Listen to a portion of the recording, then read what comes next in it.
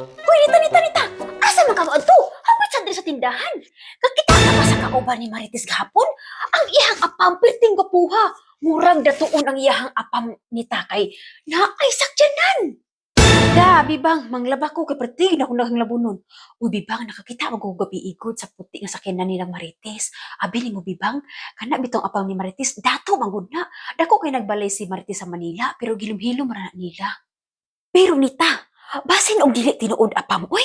Basin bang taga Manila ra na, baden putiun lang. Dili bibang, uy. Tinuod jud nga foreigner bibang. Niingon ang ihang mama, nagkaila na sila bibang.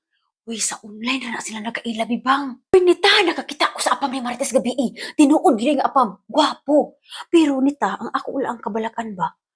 O dili ba ka na scam no? Basin ba dili po na sila uyab ba kay dili man pud sila sweet, murag ako yung naman to sila nga murag dili man sila uyab. Hoy bibang, gapataka lang ka. Pero bibang, gwapo ang uyab ni Marites. Kaila ka to niliminho ka to artista. Maogyod ka gwapo ha bibang. Ini mo nita. Katubang apam ni Lorna, katong anak ni Maring Kulitog. Katong dito sa unahan nga balay. Halak ka ng hambog ang inahan si Maring Kulitog nga. Dato kuno ilang apam. Usa ba'y nakadato ba? Nga wala man gani sila kasilyas. Malibang man gani dito sa kasagbutan. Dito man gani musok-sok og malibang. Unya mo na dato. Sus, Ginoo ko, grabe kay bugira ni si Maring Kulitog. Sus, ni mo bibang. Karon pa ka na ni Kulitog, perti mo ginahambuga. Di na mo sugot og malupigan bibang, perti ginang karaa bibang. Hala nita, murag gusto po kag apam no. Pero ako bibang, kung nay makagusto bitaw na ako nga foreigner, kung nay masaag diri nga foreigner, sus bibaw makagusto lang ako, musugot jud ko bibang. Ginoo ko nangandoy gyud ko ana oy.